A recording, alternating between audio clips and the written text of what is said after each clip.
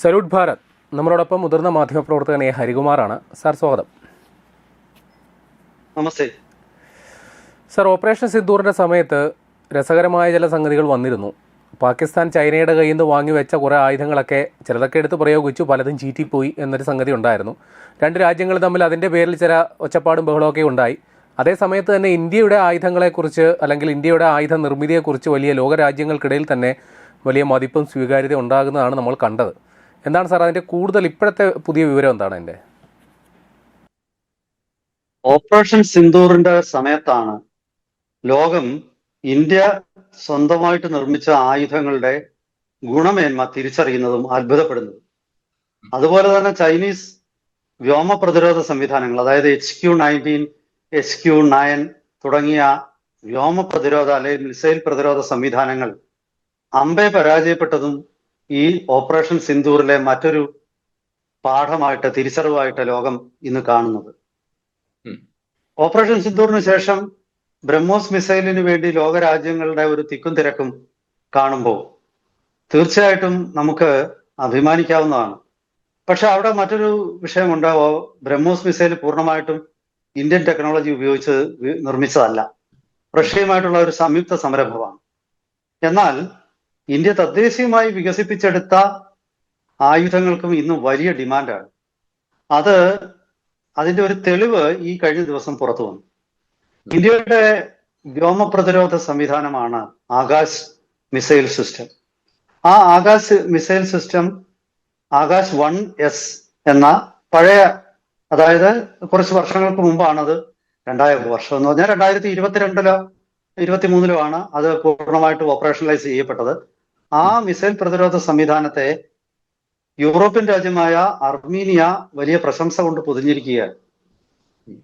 അർമീനിയയുടെ സൈനിക മേധാവി ഈ കഴിഞ്ഞ ദിവസം ഇത് പരസ്യമായിട്ട് പറയുകയും ചെയ്തു.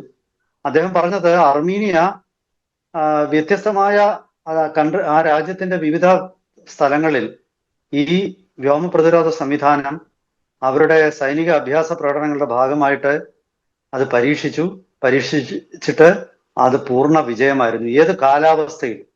അർമീനിയ നല്ല തണുപ്പുള്ള ഒരു രാജ്യമാണ്. പക്ഷെ ആ തണുപ്പുള്ള രാജ്യത്തും കാര്യക്ഷമത ഒട്ടും തന്നെ ചോരാതെ ഈ മിസൈൽ പ്രതിരോധ സംവിധാനം പ്രവർത്തിച്ചിരിക്കുന്നു എന്നുള്ളതാണ് ഇതിന്റെ ഒരു മേന്മ. അപ്പൊ അവരത് ഒരുപാട് ഘടകങ്ങൾ പറഞ്ഞിട്ടുണ്ട്.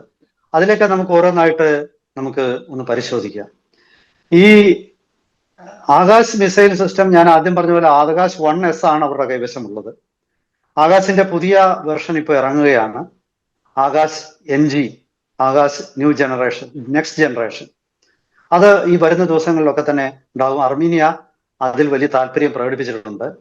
നിലവിലുള്ള ആകാശ് 1S-ന് അതിന്റെ ഇന്റർസെപ്റ്റർ മിസൈലുകൾക്ക് ഏതാണ്ട് 25 കിലോമീറ്റർ അകലെ വെച്ച് ശത്രുവിന്റെ ഡ്രോണുകളെ ആകട്ടെ, യുദ്ധവിമാനങ്ങളെ ആകട്ടെ, മിസൈലുകളെ ആകട്ടെ ഒക്കെ തകർക്കാനുള്ള ശേഷിയുണ്ട്. അതുപോലെ തന്നെ 18 കിലോമീറ്റർ ഉയരത്തിലും പ്രവർത്തിക്കാനുള്ള ശേഷി ഇതിനുണ്ട്. അതാണ് ഈ 1S-ന്റെ ഒരു പ്രത്യേകത. മറ്റൊന്ന്, ഇതിന് ഒരേ സമയം 60 ടാർഗറ്റുകളെ ട്രാക്ക് ചെയ്യാൻ, അതായത് 60 ടാർഗറ്റ്, പിന്നെ മിസൈൽ ആകട്ടെ അതല്ലെങ്കിൽ ഡ്രോണുകളാകട്ടെ, അതായത് 60 ഡ്രോൺ എന്ന് പറയുമ്പോൾ ഒരു സാധാരണഗതിയിലെ സ്വാം ഡ്രോണുകൾ ഇപ്പോൾ ഏറ്റവും വലിയ സംഖ്യ എന്ന് പറഞ്ഞാൽ 50 50 ഡ്രോണുകൾ ഒരുമിച്ച് അത് വന്നാൽ പോലും ഈ ആകാശ് മിസൈൽ ഡിഫൻസ് സിസ്റ്റത്തിന് അതിനെ മുഴുവൻ ട്രാക്ക് ചെയ്യാൻ പറ്റും. 16 ടാർഗറ്റുകളെ ഒരേ സമയം ന്യൂട്രലൈസ് ചെയ്യാൻ പറ്റും. അതായത് 16 ഡ്രോൺ ആവട്ടെ, 16 മിസൈലുകളാകട്ടെ ഒരേ സമയം വന്നാൽ അതിനെ മുഴുവൻ തകർക്കാൻ പറ്റും. അപ്പോ അതിന്റെ പക്ഷെ ഇനി വരാനിരിക്കുന്ന ആകാശ് NG-ക്ക് ഒരേ സമയം 30ഓളം ടാർഗറ്റുകളെ ന്യൂട്രലൈസ് ചെയ്യാൻ പറ്റുമെന്നാണ് കണക്കാക്കപ്പെടുന്നത്. അതിന്റെ ട്രാക്ക് ചെയ്യാൻ പറ്റുന്ന ടാർഗറ്റുകളുടെ എണ്ണം വളരെ കൂടുതലാണ്. ഇപ്പോൾ 60-ലും വളരെ കൂടുതലാണ്. അപ്പോ ഇതൊക്കെ ഇതിന്റെ ഒരു സാങ്കേതികത, ടെക്നിക്കൽ സ്പെസിഫിക്കേഷൻസ് ആണ്. ഇനി നമുക്ക് എന്താണ് അർമീനിയയെ ഈ മിസൈലിലേക്ക് വളരെയധികം ആകർഷിച്ചത് എന്നുള്ളത് ഒന്ന് പരിശോധിക്കാം. ഈ മിസൈൽ പ്രതിരോധ സംവിധാനം, സാധാരണ എല്ലാ മിസൈൽ പ്രതിരോധ സംവിധാനങ്ങൾക്കും രണ്ട് മൂന്ന് പ്രധാന ഘടകങ്ങളുണ്ട്. ഒന്ന്, അത് ഉറപ്പിച്ചിരിക്കുന്ന വാഹനങ്ങളാണ്. ഇത് വലിയ ട്രക്കുകളിലാണ് ഇത് ഫിറ്റ് ചെയ്തിരിക്കുന്നത്. അപ്പം 4x4 അല്ലെങ്കിൽ 6x6, ഇനി വലിയ സിസ്റ്റം ആണെങ്കിൽ അത് 12x12 ആയിട്ടുള്ള ട്രക്കുകളിലെ. ഇനി അതുപോലെ തന്നെ ഇതിന്റെ മറ്റൊരു പ്രധാന ഘടകം ഇതിലെ റഡാർ സിസ്റ്റം. ഈ റഡാറുകളാണ് വിദൂരത്തിൽ നിന്നും വരുന്ന ടാർഗറ്റുകളെ ആദ്യം തന്നെ സ്പോട്ട് ചെയ്യുകയും കണ്ടെത്തുകയും പിന്നീട് അത് നീങ്ങുന്ന അനുസരിച്ച് അതിനെ ട്രാക്ക് ചെയ്തുകൊണ്ടിരിക്കും. അതായത് അത് ഏത് കോർഡിനേറ്റ്സ് ആണ് അതിന്റെ GPS അല്ലെങ്കിൽ നമ്മുടെ നാവിക്കോ ഒക്കെ ഉപയോഗിച്ച്, അല്ലെങ്കിൽ റഷ്യയുടെ ഗ്ലോസ്നാസ് ആവട്ടെ, അതൊക്കെ ഉപയോഗിച്ചിട്ട് ഇതിന്റെ പൊസിഷൻ കൃത്യമായിട്ട് ഈ റഡാറിൽ കണ്ടെത്തുകയും.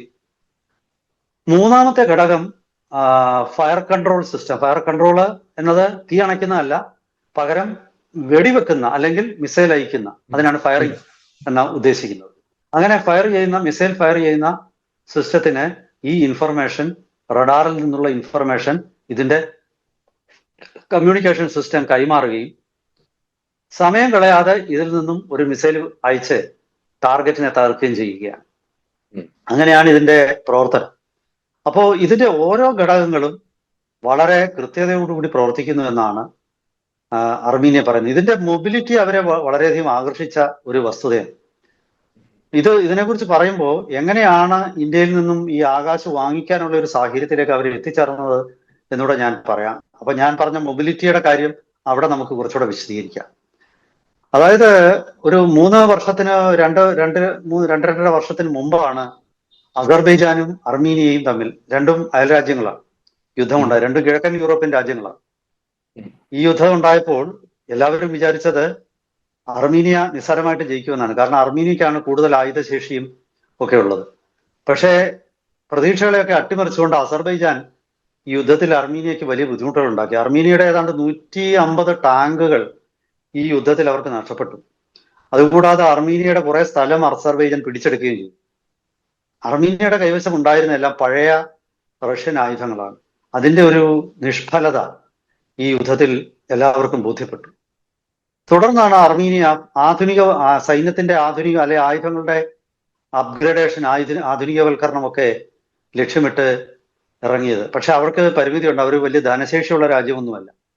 അപ്പോൾ അവർക്ക് അമേരിക്കയുടെ കയ്യിൽ നിന്നോ അതല്ലെങ്കിൽ റഷ്യയുടെ തന്നെ പുതിയ ആയുധങ്ങളോ ഇസ്രായേലിന്റെ ആയുധങ്ങളോ ഒന്നും വാങ്ങിക്കാനുള്ള ശേഷിയില്ല. പിന്നെ അവര് ഇന്ത്യയിലേക്ക് വന്നത് നമ്മുടെ ആയുധങ്ങളുടെ വിലക്കുറവും അതുപോലെ തന്നെ കൃത്യതയും, ഇത് രണ്ടും അവരെ ആകർഷിച്ചു. അപ്പൊ സ്വാഭാവികമായിട്ടും അവര് ഇന്ത്യയിലെത്തി. അങ്ങനെയാണ് ആദ്യമായിട്ട് അവർ വാങ്ങിക്കുന്നത് ഇന്ത്യയുടെ വെപ്പൺ ലൊക്കേറ്റിംഗ് റഡാറായ സ്വാതിയാണ്. ആ സ്വാതി റഡാർ വലിയ രീതിയിൽ അവർക്ക് പിന്നീട്, യഥാർത്ഥത്തില് ഈ അർമീനിയ യുദ്ധം തുടങ്ങുന്ന ആ സമയത്ത് തന്നെ അവർ ആ സ്വാതി റഡാറിന് ഓർഡർ ചെയ്തിരുന്നു. പക്ഷെ അത് കഴിഞ്ഞിട്ടാണ്, യുദ്ധം കഴിഞ്ഞിട്ടാണ് സ്വാതി റഡാർ അവിടെ എത്തുന്നത്. ഈ സ്വാതി റഡാർ എത്തിയതിനു ശേഷം പെട്ടെന്ന് അസർബൈജാൻ ആക്രമണം നിർത്തിയെന്നാണ് പറയുന്നത്. കാരണം അവരുടെ ഡ്രോൺ വിക്ഷേപണികളെയൊക്കെ കണ്ടെത്താൻ അർമീനിയക്ക് സാധിച്ചു എന്ന് അവർക്ക് മനസ്സിലായി. കാരണം അങ്ങനെ 1-2 ഡ്രോൺ വിക്ഷേപണികളൊക്കെ അല്ലെങ്കിൽ റോക്കറ്റ് ലോഞ്ചറുകളൊക്കെ ഈ അർമീനിയ നശിപ്പിച്ചു കഴിഞ്ഞപ്പോഴത്തേക്ക് അസർബൈജാൻ പെട്ടെന്ന് സമാധാനത്തിന് തയ്യാറാവുകയും അവിടെ വെച്ച് ആ യുദ്ധം തീരുകയും ചെയ്തു. അപ്പോ സ്വാതി റഡാറിൽ തുടങ്ങി പിന്നീട് അവര് വാങ്ങിച്ചത് പിന്നെ ഇന്ത്യയുടെ കയ്യിൽ നിന്നും മറ്റ് ആയുധങ്ങളൊക്കെ, റഡാറുകളൊക്കെ വാങ്ങിക്കാൻ തുടങ്ങി. പിന്നീടാണ് അവര് പിനാകയാണ് പിന്നീട് വാങ്ങിച്ചത്. Pinaka multiple rocket launcher. അതിനുശേഷമാണ് ആകാശ് വാങ്ങിക്കുന്നത്. ഇപ്പൊ അവര് ഇന്ത്യയുടെ ബലിസ്റ്റിക് മിസൈൽ ആയിട്ടുള്ള പ്രളയ് വാങ്ങിക്കാനായിട്ട് അവർ താല്പര്യം പ്രകടിപ്പിച്ചിട്ടുണ്ട്. അതുപോലെ തന്നെ ഇപ്പൊ പുതുതായിട്ട് നമ്മൾ അപ്ഗ്രേഡ് ചെയ്തിറക്കാൻ പോകുന്ന ആകാശിന്റെ പുതിയ വെർഷനായിട്ടുള്ള NG ആകാശ് നെക്സ്റ്റ് ജനറേഷൻ അവര് ആവശ്യപ്പെട്ടിട്ടുണ്ട്. ആകാശ് NG ഇപ്പോഴുള്ള ആകാശ് 1Sനേക്കാൾ, ആകാശ് 1Sന് 25 കിലോമീറ്റർ അകലെയുള്ള ടാർഗറ്റിനെ നശിപ്പിക്കാനാണ് ഇന്റർസെപ്റ്ററിന്റെ ദൂരപരിധിയെങ്കിൽ ആകാശ് NGക്ക് 80 കിലോമീറ്റർ, 70 തൊട്ട് 80 കിലോമീറ്റർ വരെ ദൂരപരിധിയിൽ വെച്ചിട്ട് ടാർഗറ്റുകളെ, ശത്രു വിമാനങ്ങളെയും ശത്രു ഹെലികോപ്റ്ററുകളെ ആവട്ടെ, ഡ്രോണുകളെ ആവട്ടെ, മിസൈലിനെ ആവട്ടെ ഒക്കെ തകർക്കാനുള്ള ശേഷിയുണ്ട്. അപ്പോ ഈ ഒരു പുതിയ വെർഷൻ അവർ താല്പര്യം പ്രകടിപ്പിച്ചതിന്റെ ഒരു പ്രധാന കാരണം ഇപ്പൊ നമുക്ക് പിടികിട്ടിയല്ലോ. വരുന്ന ദിവസം ഇപ്പൊ ആകാശിനെ സംബന്ധിച്ച് അവർ പറയുന്ന ഇപ്പൊ അവരുടെ കൈവശമുള്ളത് തന്നെ ഇതിന്റെ ഓട്ടോമേഷനാണ് അവരെ ആകർഷിക്കുന്ന മറ്റൊരു ഘടകം. ഒന്ന് മൊബിലിറ്റിയാണ്. അപ്പം ആ മൊബിലിറ്റിയുടെ കാര്യം ഞാൻ ആദ്യം പറഞ്ഞ അത് വിശദീകരിക്കാം. ഇപ്പോൾ പഴയ കാലത്തെ മിസൈൽ പ്രതിരോധ സംവിധാനങ്ങളൊക്കെ ഏതെങ്കിലും ഒരു സ്ഥലത്ത് ഉറപ്പിച്ചു വെച്ചിരിക്കുകയാണ്. അത് ഭൂമിയിൽ ഉറപ്പിച്ചിരിക്കുന്നതാണ്. അപ്പൊ സ്വാഭാവികമായിട്ടും ആധുനിക കാലത്ത് ഈ വെപ്പൺ ലൊക്കേറ്റിംഗ് റഡാർ വന്നതിന് ശേഷം ഒരു പ്രതിസന്ധി, ഈ മിസൈൽ പ്രതിരോധ സംവിധാനം എവിടെ ഉറപ്പിച്ചിരിക്കുന്നു എന്നുള്ളത് ശത്രുവിന് അറിയാം. അപ്പൊ ഇവിടേക്ക് അവരൊരു മിസൈൽ വിടും. ഈ പ്രതിരോധ സംവിധാനത്തെ തന്നെ ടാർഗറ്റ് ചെയ്യും. പ്രതിരോധ സംവിധാനം അങ്ങനെ നശിപ്പിക്കപ്പെടും. അപ്പൊ അങ്ങനെ സംഭവിക്കാതിരിക്കാനാണ് ഇപ്പൊ ഇത് ട്രക്കിൽ ഉറപ്പിക്കുന്നത്. അതായത് ഇപ്പൊ ഒരിടത്ത് നിന്നും ഒരു ഇന്റർസെപ്റ്റർ മിസൈൽ വഴി ഈ മിസൈൽ പ്രതിരോധ സംവിധാനം ശത്രുവിന്റെ മിസൈലുകളെയും ഡ്രോണുകളെയൊക്കെ നശിപ്പിച്ച് കഴിഞ്ഞാൽ പിന്നെ ആ സ്ഥാനത്ത് ഈ ട്രക്ക് കാണില്ല. പിന്നെ അത് ഒരു കിലോമീറ്റർ അപ്പുറത്തോട്ട് മാറ്റും, അല്ലെങ്കിൽ 2 കിലോമീറ്റർ മാറും. ഇത് ഒരേ സമയം നീങ്ങിക്കൊണ്ടിരിക്കും. ഈ ട്രക്ക് ഓടുമ്പം തന്നെ ഇതിന് വിക്ഷേപിക്കാൻ ഉള്ള കഴിവുണ്ട്. ഓൺ ദ മൂവില് ഈ ഇന്റർസെപ്റ്റർ വിക്ഷേപിക്കാനുള്ള കഴിവുണ്ട്. അതായത് ഈ മിസൈൽ പ്രതിരോധ സംവിധാനത്തിന്റെ ലൊക്കേഷൻ ഓരോ 10 മിനിറ്റും വെച്ച് മാറിക്കൊണ്ടിരിക്കുകയാണ്. അപ്പൊ സ്വാഭാവികമായിട്ട് ശത്രുവിന് ഇത് കണ്ടെത്തി ഈ പ്രതിരോധ സംവിധാനത്തെ നശിപ്പിക്കാനുള്ള അവരുടെ സാധ്യത കുറയും. എന്ന് വെച്ച് പൂർണ്ണമായിട്ട് ഇല്ലാതാവുമെന്ന് ഞാൻ പറയുന്നില്ല. ഏത് മരുന്നിനും ഒരു മറുമരുന്നുണ്ട്, ഏത് രോഗത്തിനും ഒരു മരുന്നുമുണ്ട്. അപ്പൊ സ്വാഭാവികമായിട്ടും ഇതിനൊക്കെ അപ്പുറത്തുള്ള സംവിധാനങ്ങൾ വരും. അത് നമ്മൾ അപ്ഗ്രേഡ് ചെയ്തുകൊണ്ടിരിക്കണം. അതാണ് ആധുനിക യുദ്ധത്തിന്റെ പ്രത്യേകത. ഒരു ആയുധം വന്നു കഴിഞ്ഞാൽ അവിടെ വെച്ച് കാര്യം അവസാനിക്കുന്നില്ല. ഇത് പൊതുവെ ഞാൻ ഇതിന്റെ കുറച്ച് കാര്യങ്ങളൂടെ പറഞ്ഞിട്ട് നമുക്ക് ഈ ചർച്ച വൈൻഡപ്പ് ചെയ്യാമെന്ന് എനിക്ക് തോന്നുന്നു.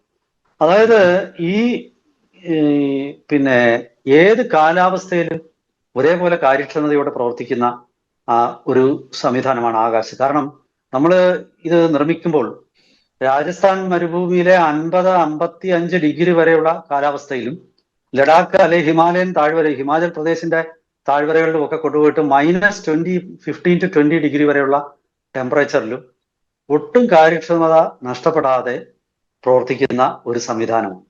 അപ്പൊ അർമീനിയെ സംബന്ധിച്ചുള്ള ഒരു ഗുണമെന്ന് വെച്ചാൽ അവിടെ പലപ്പോഴും ടെമ്പറേച്ചർ ഒരു -2നും -8നും ഒക്കെ ഇടയ്ക്ക് പലപ്പോഴും പോകുന്ന ഒരു കാലാവസ്ഥയുണ്ട്. അത്തരം പ്രദേശങ്ങളിൽ പോലും ആകാശ് മിസൈൽ സിസ്റ്റം ഒട്ടും കാര്യക്ഷമത നഷ്ടപ്പെടാതെ അത് പ്രവർത്തിക്കുന്നു എന്നുള്ളത് അത് വലിയൊരു മെച്ചമായിട്ടാണ് അവർ പറയുന്നത്. പിന്നെ ഇതിന്റെ മറ്റൊരു ഗുണമായിട്ട് അവർ കാണുന്നത് ഈ സിസ്റ്റം അവരുടെ എക്സിസ്റ്റിംഗ് റഡാർ സിസ്റ്റം ആകട്ടെ, അവരുടെ എക്സിസ്റ്റിംഗ് കമ്മ്യൂണിക്കേഷൻ സിസ്റ്റം ആകട്ടെ, കമാൻഡ് ആൻഡ് കൺട്രോൾ നെറ്റ്വർക്ക് ആകട്ടെ, ഇത് എല്ലാമായിട്ട് ഇന്റഗ്രേറ്റ് സംയോജിപ്പിക്കാൻ വളരെ എളുപ്പമാണ്. അത് ഇന്ത്യ അവർക്ക് ചെയ്തു കൊടുത്തിട്ടുണ്ട്. അപ്പോ നിലവിലുള്ള അവരുടെ എല്ലാ സംവിധാനങ്ങളും അതിലെ ഡാറ്റയും ഇൻപുട്ടുകളും പ്രയോജനപ്പെടുത്തിക്കൊണ്ട് ഓട്ടോമേറ്റഡ് ആയിട്ട്, അതായത് ആർട്ടിഫിഷ്യൽ ഇന്റലിജൻസിന്റെ സഹായത്തോടു കൂടി വൺസ് ആ കമാൻഡ് കൊടുത്തു കഴിഞ്ഞാൽ ഇത് ഡാറ്റ സ്വയം പ്രോസസ് ചെയ്യുകയും ആ കിട്ടുന്ന ഡാറ്റയുടെ അടിസ്ഥാനത്തിൽ സ്വയം ടാർഗറ്റുകളെ കണ്ടെത്താൻ തീരുമാനമെടുക്കുകയും അങ്ങനെ ചെയ്യുന്ന ഫയർ ആൻഡ് ഫോർഗറ്റ് ഇന്റർസെപ്റ്റർ മിസൈലുകളാണ്. ആ ഇന്റർസെപ്റ്റർ മിസൈലുകളിൽ ഉപയോഗിച്ചിരിക്കുന്ന സെൻസറുകൾ എന്ന് പറഞ്ഞാൽ ചെറിയ മിനിയേച്ചർ റഡാറുകളാണ്. മിസൈലുകളുടെ ഒക്കെ അറ്റത്ത് ഈ റഡാറുകളുണ്ട്.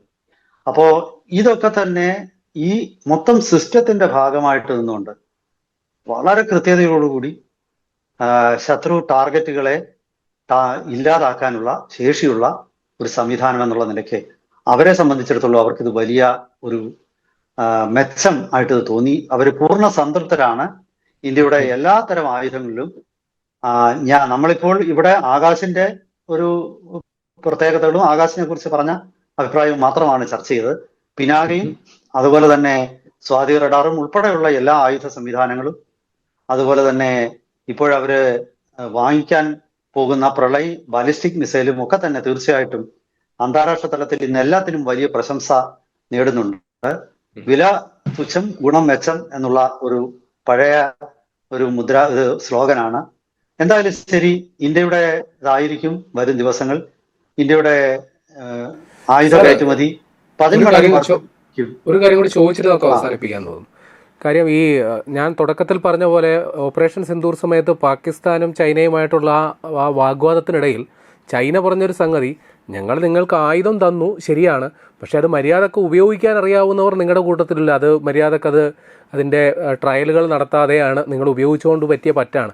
അപ്പോൾ നമുക്കും ഈ ഒരു പ്രശ്നം ഉണ്ടാകുമല്ലോ. നമ്മൾ അർമേനിയയ്ക്ക് ആയുധം കൊടുക്കുമ്പോൾ തന്നെ അത് പ്രോപ്പറായിട്ട് അത് ഉപയോഗിക്കുന്നുണ്ടെന്ന് ഉറപ്പുവരുത്താൻ അതിനുവേണ്ട പരിശീലനം അടക്കമുള്ളവ നമ്മൾ പ്രൊവൈഡ് ചെയ്യുന്നുണ്ടാവുമല്ലോ. തീർച്ചയായിട്ടും ഈ ആയുധങ്ങൾ ഇന്ത്യ നൽകുന്നതിനോടൊപ്പം തന്നെ നമ്മുടെ ഒരു ടീം അവരെ ആദ്യം തന്നെ പരിശീലിപ്പിക്കുന്നുണ്ട്. പിന്നെ മാത്രവുമല്ല, ഈ അവർക്ക് പീരിയോഡിക് ആയിട്ട് ട്രെയിനിങ് നമ്മൾ കൊടുക്കുന്നുമുണ്ട്. ഇത് ഒരു പാക്കേജ് ആയിട്ടാണ് ഇപ്പോൾ ആയുധങ്ങൾ വിൽക്കുന്നത്. അതായത് അതിന്റെ മെയിൻ്റനൻസ്, അതിന്റെ സ്പെയർ പാർട്സ്, അതുപോലെ അതിന്റെ ട്രെയിനിങ്, ഈ 3 ഘടകങ്ങളൂടെ ചേർന്നിട്ടാണ് ഈ ആയുധ വിൽപ്പന DRDO നടത്തുന്നത്. ഇത് ആ ഒരു അപ്ഗ്രേഡ്, അത് മാത്രമല്ല, ഇത് ഇപ്പൊ ആധുനിക ആയുധങ്ങളെല്ലാം തന്നെ സോഫ്റ്റ്വെയർ ഉപയോഗിക്കുന്നതാണ്. അപ്പൊ ഈ സോഫ്റ്റ്വെയറിൽ കാലാകാലങ്ങളായിട്ട് അപ്ഗ്രേഡ് നടത്തും. അതായത് ഈ ഒരു ഇന്റർസെപ്റ്റർ മിസൈല് ഞാൻ ആദ്യം പറഞ്ഞ പോലെ അതിലെ സെൻസറുകൾ ഉപയോഗിച്ചാണ് ശത്രുവിന്റെ മിസൈലുകളെ ആകട്ടെ ഡ്രോണുകളെ ആകട്ടെ ഒക്കെ തിരിച്ചറിയുന്നത്. അപ്പോൾ സ്വാഭാവികമായിട്ടും ഇതിനെ മറികടക്കാനായിട്ടുള്ള ഇലക്ട്രോണിക് വാർഫെയർ സംവിധാനങ്ങളൊക്കെ അവർ കൊണ്ടുവരും. അത് വേറൊരു സബ്ജക്റ്റ് ആണ്, പറയാൻ തുടങ്ങിയാൽ അങ്ങനെ നീണ്ടുപോകും. പക്ഷെ അത്തരം കാര്യങ്ങൾ തിരിച്ചറിയാനുള്ള അപ്ഗ്രേഡ് ചെയ്തിട്ടുള്ള സോഫ്റ്റ്വെയറുകൾ കാലാകാലങ്ങളിൽ ഈ സോഫ്റ്റ്വെയർ അപ്ഗ്രേഡേഷൻ ഇൻസ്റ്റാൾ ചെയ്യും. അപ്പൊ തന്നെ അതിന്റെ ഉപയോഗത്തിലുള്ള വ്യത്യസ്തതകൾ അവരെ പഠിപ്പിക്കും. പിന്നെ ചൈന യഥാർത്ഥത്തിൽ പാകിസ്ഥാനോട് പറഞ്ഞതിൽ കുറച്ച് സത്യം കാണാം. പക്ഷെ അതിനേക്കാൾ ഉപരി ചൈനയുടെ ആയുധങ്ങൾ പാകിസ്ഥാൻ മാത്രമല്ല, ഇപ്പൊ J-10C JF-17 ഒന്നും വേറെ ആരും വാങ്ങിക്കുന്നില്ല. അവരുടെ വിമാനങ്ങൾ പോലും അവിടെ തന്നെ ഇരിക്കുകയാണ്. ഈ ചൈനയുടെ വ്യോമ പ്രതിരോധ സംവിധാനം ആണ് ഞാൻ പറഞ്ഞ HQ-19, HQ-15, HQ-09 ഒക്കെ. അതൊന്നും തന്നെ ആരും വാങ്ങിക്കാനില്ലാതെ അവിടെ ഇരിപ്പുണ്ട്. എന്തായാലും ശരി, അത് ഒരു വസ്തുതയോടെ ചൂണ്ടിക്കാണിച്ചിട്ട് ഞാൻ പറയാം. അതായത് മ്യാൻമാർ പോലുള്ള ഒരു രാജ്യം JF-17 വാങ്ങിച്ചിട്ട് 2 എണ്ണം തകർന്നു വീണ കഴിഞ്ഞപ്പോൾ അവരിനി വേണ്ടാന്ന് പറഞ്ഞു. അത് മ്യാൻമാർ പോലെ ഒരു ആയുധവും കയ്യിലില്ലാത്ത ഒരു രാജ്യം. അപ്പൊ അത് ചൈന സർവ്വതും പാകിസ്ഥാന്റെ തലയിൽ വെച്ച് കെട്ടാൻ നോക്കുമ്പോഴും ചൈനയ്ക്കും ആ ഉത്തരവാദിത്തത്തിൽ നിന്ന് ഒഴിയാൻ പറ്റില്ല. ചൈനയുടെ ഒരു പരീക്ഷണ വസ്തുവാണ് പാകിസ്ഥാൻ എന്നാണ് എനിക്ക് തോന്നുന്നത്. എന്തായാലും ശരി, കൂടുതൽ വിവരങ്ങൾ ഇത് സംബന്ധിച്ച് വരും ദിവസങ്ങളിൽ പൊതുവിടത്തിൽ പ്രത്യക്ഷപ്പെടുമ്പോൾ അതിന്റെ വിശകലനങ്ങളും അതിന്റെ കൂടുതൽ ഉൾക്കാഴ്ചകളുമായിട്ട് നമുക്ക് വീണ്ടും നമ്മുടെ പ്രേക്ഷകരെ സമീപിക്കാം. എല്ലാവർക്കും ഒരിക്കൽ കൂടി നമസ്കാരം. ശരി, നന്ദി.